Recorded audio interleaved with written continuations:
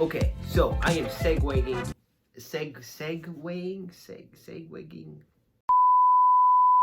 So I'm basically recording back to back from the update video to today's video, which is not really today's video. It's gonna be the Prelude getting new CV axle. As a matter of fact, it's just the left side axle. Now, from what people tell me, that replacing a CV axle is not too difficult, it's not hard, it's actually pretty simple and easy. So my confidence level is basically in the middle. It's not high, it's not low, it's in the middle. Now, I've seen it done before, especially in my car when we're doing coilovers. If you have not seen this video, here goes a tag for this video right now. And pretty much, it's been a long time. It's been about, 6 months since October. So now I'm basically going to show you the new axle that I've received in the mail. So guys, here is the axle that I've received from Raxels. This is basically a company that makes racing CV axles. I didn't get a racing CV axle, I just got a good quality axle. This axle, like I said, has a lifetime warranty, and that's good because if this thing breaks, I don't really have to worry about it. I can just basically tell them, hey, this axle is messed up, and they'll send me a new one. So as you can see here, this is the left CV axle. That's the one that is bad. And it's already wrapped in plastic. I'm not gonna really take it out of plastic. Pretty much what I gotta do is when I take out my old axle, I gotta send it back to them. So they already gave me a prepaid shipping label, which is what I'm pretty much gonna do as soon as I take out the CV axle. I'm basically gonna show you guys what it looks like, and basically maybe do a voiceover or do some commentary about the many possible reasons why it failed on me. If I'm going to be doing a CV axle job, this is the book that's going to get me through it. These are my cheat codes. Now, if you work in a shop, every shop has all data or shop key or some kind of service information for you to go into and use that as a kind of a web service manual for you to work on cars. But for me, since I'm not going to be working in a dealership for the rest of my life, it's not going to be my life career, this book is perfect for me. It has everything I need to know. CV axle, transmissions, you name it, it got it. It has wiring diagrams, as you can see right here. This is the best book for you to get if you tend to doing your own work on your own car. Let's say a Prelude. Detailed instructions, specifications, you name it, it has it. It's absolutely fantastic. Even has diagrams on the splash shield right here, which is extremely helpful. So I'm definitely going to be brushing up on this for tomorrow. Wish me luck, guys. Hopefully I can get the car situated and fixed by tomorrow. Peace out. So this is a disclaimer before the video really begins, before I get into the meat and potatoes of the CV axle replacement. This is not going to be a normal video. This isn't going to be a video like the coilovers where I'm basically filming myself doing the work and doing everything. I can't. The reason being is because this is going to be in a work environment, and I don't want to make anyone uncomfortable. I don't want to basically bring in my camera and start recording during a live pace work environment, especially in front of my boss. The rack that I'm going to be occupying is going to be a rack of a coworker that said I can use his rack, and basically across from me is where my boss works. He works behind a desk, and I don't really want to bring out the cameras and start recording and start all that crap. If there's an area where I can be private, then I will record. I will give you like status updates of what I've been doing, and I will take photos of the CV axle, of me trying to put it in. I will be taking pictures and maybe doing some commentary, but I cannot record myself doing the actual procedure. Hopefully you guys can understand that. I don't want to be disrespecting anyone. I don't want to be disrespecting my boss, who was very kind enough to let me use a rack and basically take half a day to work on it. That's very generous of him to let me do that, because usually on weekdays we're very busy during the week and week. Basically, he thought that it was best for me to work on the car in a work environment than at home, because then if something goes wrong, the car's not stuck in the garage. If something goes wrong, I'm surrounded by other techs who can help me, which is extremely good. So let's get right into the shop. So this is me at work at 7 in the morning. I came in here an hour early, and this is basically how I'm feeling before I start my axle procedure. I'm feeling positive, I'm feeling strong, I'm feeling good about it, and I am borrowing a Tex rack. They decided to let me use their rack. So major thanks to Tom. If you're watching this, I owe you one. And basically, I'm ready for the disaster that's about to become the axle replacement. Looking at the Honda Prelude service manual, you can see that the instructions to replace the axle shaft is to basically remove the tire and take off the axle nut. Now, this procedure is extremely easy. For me, I think I needed a 36mm socket and a very powerful impact just to take off that axle nut. Now, you guys do not want to reuse your axle nuts. Always get brand new axle nuts when you're putting a new shaft in, or if you take out the axle nut, always replace the axle nut with a new one.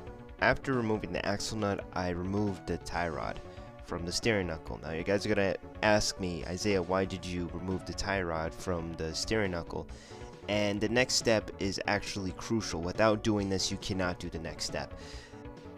Now, coincidentally, the left side steering rack boot was kind of torn, and I just didn't like that. So I bought a aftermarket steering rack boot and decided to install it while installing the CV shaft. I mean, it's right on the same side, so why not go for it?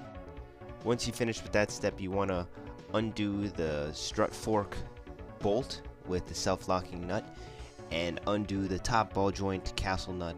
And what this is pretty much going to let you do is going to let you bend down the steering knuckles just enough so you can at least try getting the outer CV shaft out of the steering knuckle. This is what it looks like to basically get all of those steps completed.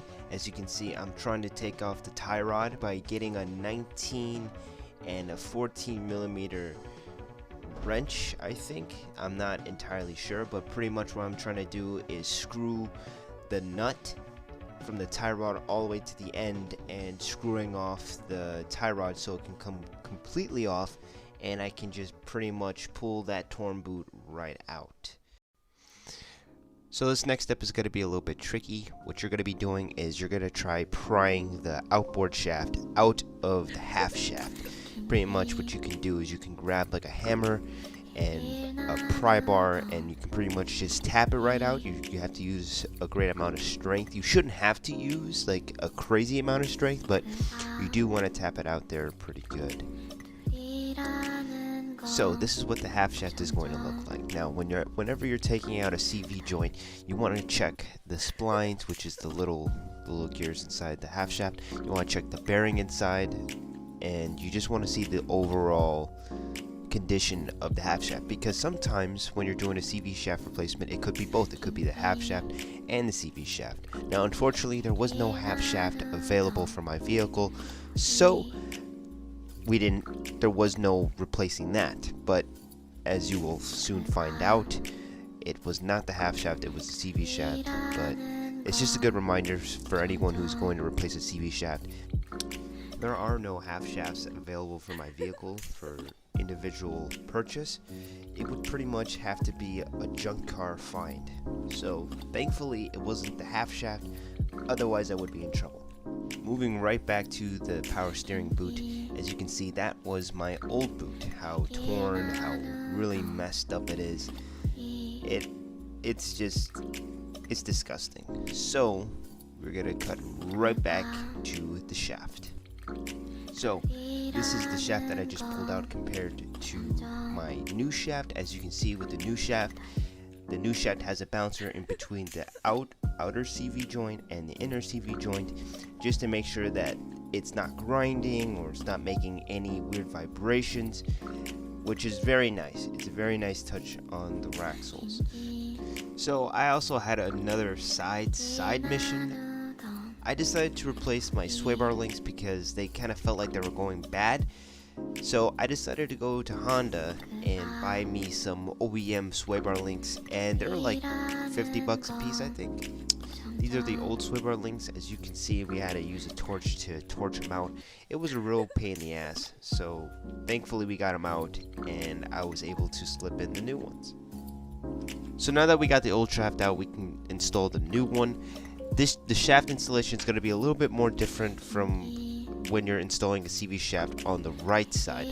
Now, you're going to want to set the locking ring in a certain position, and once you have it in a certain position, you can just slide the CV shaft in. You don't want to tap it in like you would on the right side. Trust me, that's a very bad idea. So I just got this thing installed, and I just got my CV joint. This is the new one from Axles. As you can see here, this was actually pretty simple. All I did was just slide it in, and it just slid in perfectly. And I already have the axle nut tightened. I got the fork in. This is the new sway bar link that I have on. It's like my side mission. I had to melt it. I had to burn it off. Well, that's it. I had that guy over there burn it off for me. And then I had to find a new bolt and a washer to help me out. This is the new steering rack boot that I put into. This was also a bitch. It was very difficult. I could not have done that by myself. I had to have some help. I'm not going to try stealing all the credit, but I'm going to tighten everything down. I'll get right back to you guys later.